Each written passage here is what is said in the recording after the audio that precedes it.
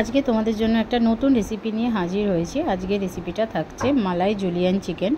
এর জন্য আমি যেটা করেছি, চিকেনটাকে জুলিয়ান পিস করে কাট করে নিয়েছি। এবার এর মধ্যে আদা বাটা, রসুন বাটা, ভিনিগার আর গোলমরিচের গুঁড়ো দিয়ে ভালোভাবে মেখে ম্যারিনেট করে রেখে দিয়েছি। এবার এর মধ্যে দিয়ে দিচ্ছি কর্নফ্লাওয়ার আর ডিম। ম্যারিনেশনটা আমি 1 ঘন্টার মতন করেছিলাম। এবার এটাকেও ভালো করে মেখে নিতে হবে। দেখো এইভাবে। এবার কড়াইতে সাদা তেল দিয়ে চিকেনগুলোকে আলাদা আলাদা ভেজে নিতে হবে।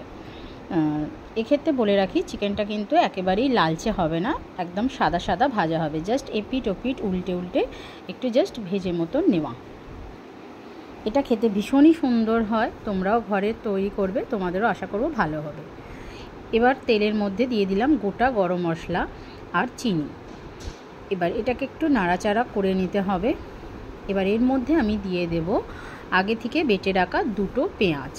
পেঁয়াজটাকেও ভাজা ভাজা করতে হবে এর সঙ্গে। তবে সব ক্ষেত্রে একটাই খেয়াল রাখতে হবে, কোনো জিনিসই যেন লালচে হয়ে পুড়ে না যায়, কারণ রেসিপিটা পুরোটাই একদম সাদা সাদা হবে। এবার আদা রসুনের পেস্ট দিয়ে নিলাম এর মধ্যে। আবারও ভালোভাবে নাড়াচাড়া করে নিতে হবে। এবার এর মধ্যে আমি একটা পেস্ট দেব, যেটা আমি করেছিলাম পোস্ত, কাজু, চারমগজ আর সাদা তিলকে একটু শুকনো খোলায় ভেজে নিয়েছিলাম।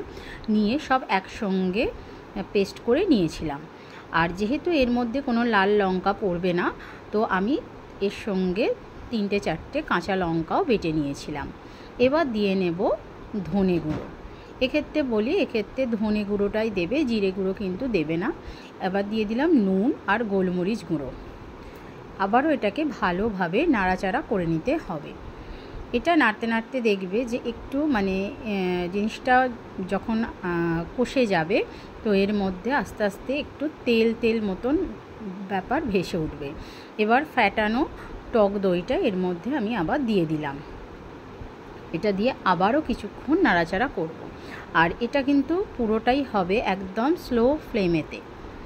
এবার দিয়ে নিচ্ছি পরিমাণ মতন চিনি। এটা একটু মিষ্টি মিষ্টি হবে, তো চিনির পরিমাণটা একটু বেশিই দিয়েছি। আবারও এটাকে ভালোভাবে নাড়াচাড়া করে নিলাম। অবশ্যই খেয়াল রাখবে, বারে বারে বলছি, যেন কোনোভাবেই মশলা পুড়ে না যায়। দেখো, এবার দিয়ে নিচ্ছি কাঁচা দুধ।